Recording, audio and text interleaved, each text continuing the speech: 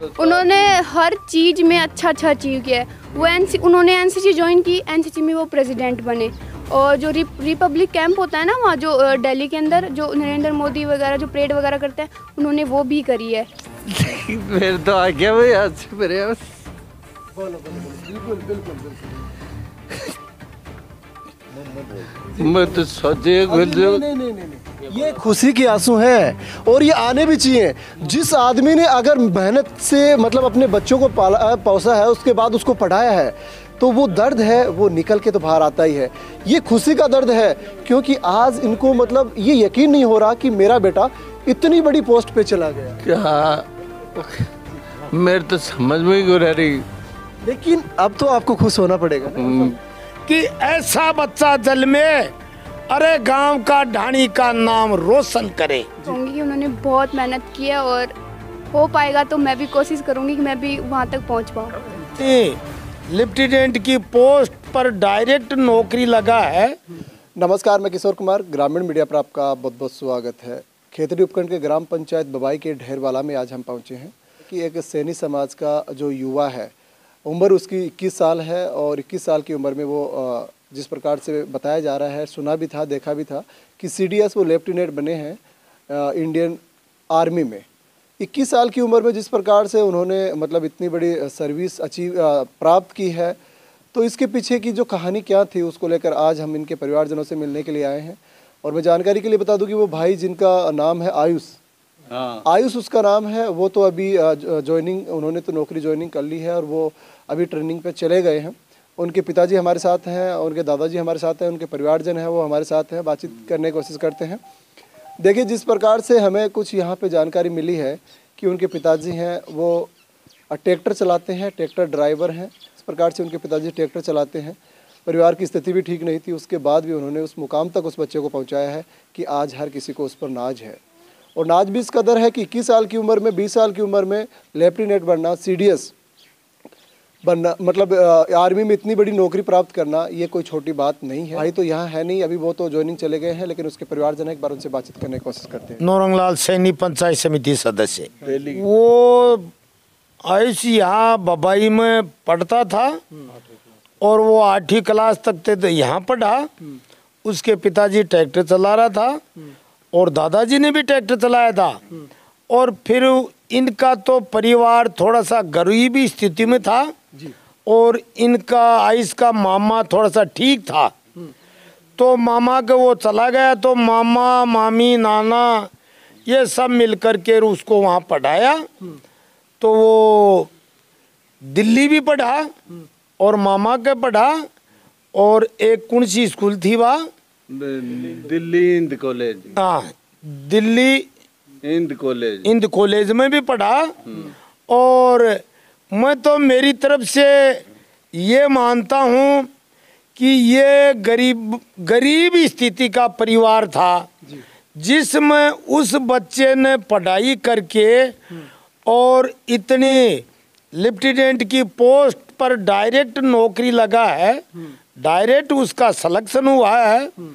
और मैं मेरी तरफ से इन परिवार को खूब गहरी बधाई देता हूँ, ढेर सारी, कि हमारी ढाणी ढेरवाला, इसका दादाजी का, परदादाजी का, नाना का, नानी का और यहाँ इस परिवार का, इसका मनोबल बढ़ाया है और ढाणी का नाम बढ़ाया है। फिर हमारा गांव ग्राम पंचायत बबाई, तहसील खेतड़ी, जिला Jhunjhunu, Rajasthan, all India second. देखिए कितनी गर्व की बात है, कितनी खुशी की बात है। चयन तो सभी देते हैं, लेकिन ये चयन भी कुछ अलग था। जिस प्रकार से हम बात करें कि ऑल इंडिया में 2nd रैंक उस भाई ने प्राप्त की है, मतलब वो कोहिनूर था, लेकिन कोहिनूर से भी मतलब जिस प्रकार से वो चमका है, ढाणी से निकल कर जिस प्रकार से उन्होंने इतनी बड़ी, जो हम बात करें कि जो एग्ज़ाम थी वो फतेह की, और उसके बाद ऑल इंडिया में हम बात करें कि ये भारतवर्ष कितना बड़ा देश है, उसके बाद भी उन्होंने मतलब 2nd रैंक प्राप्त की है। तो परिवार में तो खुशी का माहौल होना ही था। आज हर कोई इनके परिवार में इनके पिताजी को, इनके परिवारजनों को शुभकामना देने के लिए आ रहे हैं, क्योंकि उनके बेटे ने इनका जो सीना है वो गर्व से चौड़ा कर दिया है। जाहिर सी बात है कि आप भी देख रहे हैं ये कि जिस माँ बाप का बच्चा नौकरी लग जाता है और उस माँ बाप ने अपना जीवन अभाव में गुजारा हुआ होता है, तो उस माँ बाप के लिए कितनी खुशी होती है, आप सब हम इस चीज़ को समझ सकते हैं। आज उसी का ही नतीजा है कि इनके घर पे लोग यहाँ पे इनको शुभकामना देने के लिए आ रहे हैं। उस भाई के पिताजी हमारे साथ मौजूद हैं, एक बार इनसे बातचीत करने की कोशिश करते हैं। जी राम राम जी। केदार मेरे तो आ गया भाई आज से मेरे। बोलो बोलो बोलो, बिल्कुल बिल्कुल बिल्कुल। मैं तो सोचे नहीं, ये खुशी के आंसू हैं और ये आने भी चाहिए। जिस आदमी ने अगर मेहनत से मतलब अपने बच्चों को पोसा है, उसके बाद उसको पढ़ाया है, तो वो दर्द है वो निकल के तो बाहर आता ही है। ये खुशी का दर्द है, क्योंकि आज इनको मतलब ये यकीन नहीं हो रहा कि मेरा बेटा इतनी बड़ी पोस्ट पे चला गया। क्या मेरे तो समझ में ही रह रही, लेकिन अब तो आपको खुश होना पड़ेगा ना। आपके सभी के सभी जो दुख हैं वो तो उसने हर लिए हैं। अब इतनी बड़ी पोस्ट पे नौकरी लगना, आज हर एक माँ बाप की यही इच्छा होती है। आपकी बहुत बड़ी इच्छा पूरी की उसने। करिए साहब। क्या करते थे आप? ट्रैक्टर। हाँ। कितने बच्चे हैं आप? बस 2 ही। आपने कभी सोचा था मेरा बेटा इतनी बड़ी नौकरी लगे? नहीं, मैं तो सोचा ही नहीं, पढ़ाया नहीं गया साहब मेरे। कितने रुपए कमा लेते हैं आप ट्रैक्टर से? 2-3 हजार रुपये, 4 हजार। उससे तो परिवार का खर्चा तक भी नहीं चलता हो।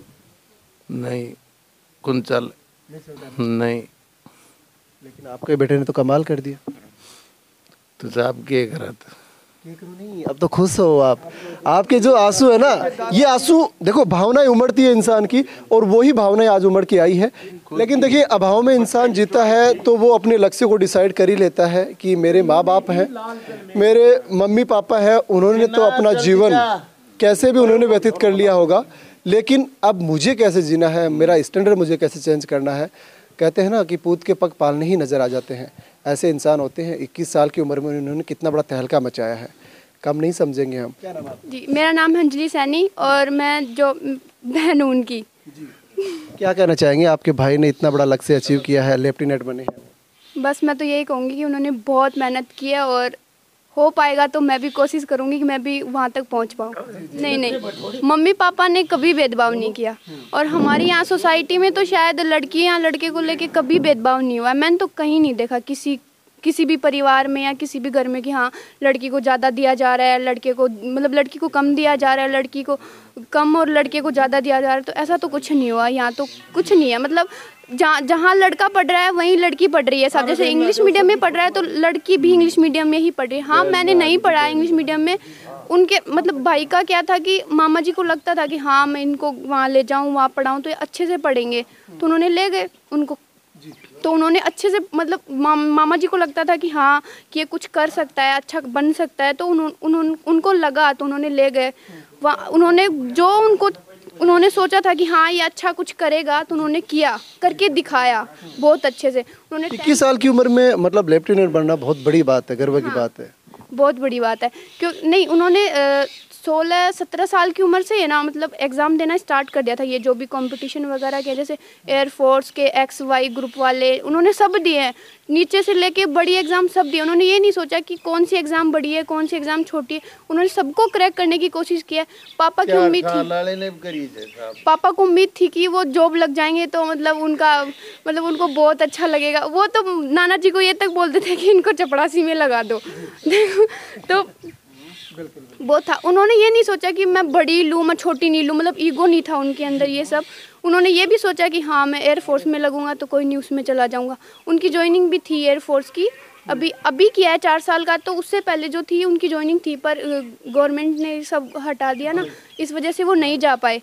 उनकी तो यही थी कि आ जाएगी तो चला जाऊँगा जब तक MSc वगैरह हो जाएगी। MSc वगैरह कर रहे थे, पर हो गया, भगवान ने सुना था उनके लिए कुछ अच्छा ही लिखा था तो बड़ा हो गया उनके लिए। एक सबसे बड़े क्वेश्चन ये रहेगा कि गरीबी आड़ी आती है। आपके पिताजी बहुत कम कमाते थे, कभी ये चीज़ आड़ी आई उनके कि यार मेरे पिताजी इतना पैसा नहीं कमाते, मैं इतनी बड़ी नौकरी की तैयारी कैसे कर पाऊंगा? नहीं, उन्होंने बोले तो उन्होंने कोचिंग ही नहीं ली कभी। अच्छा।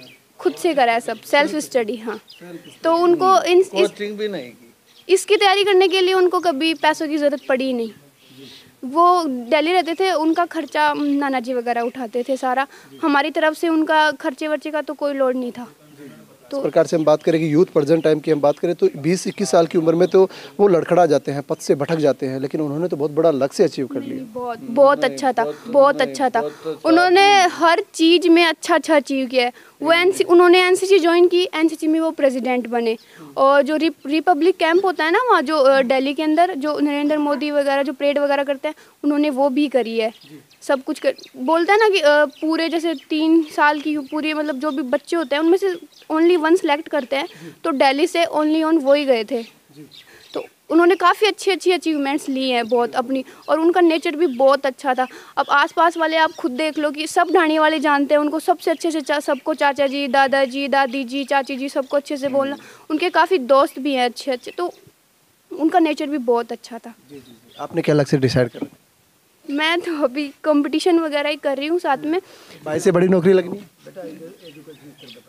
भाई से बड़ी तो मैं नहीं सोच सकती, पर कोशिश कर सकती हूँ, कोशिश कर सकती हूँ। 2 साल छोटी। तो ये उस भाई की बहन है, और जिस प्रकार से हम बात करें कि उन्होंने उनके बारे में बताया है कि उन्होंने उनका जो स्वभाव था वो भी बहुत अच्छा था, और शुरू से ही उनका पढ़ाई के प्रति वो लालायी थे, जिनका नतीजा आज है कि आज वो अपने परिवार सहित पूरे इस खेतड़ी का, झुंझुनू जिले का नाम उन्होंने भारतवर्ष में रोशन करने का काम किया है।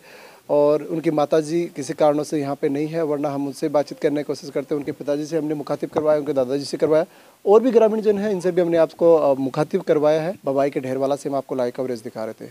जय हिंद, जय भारत।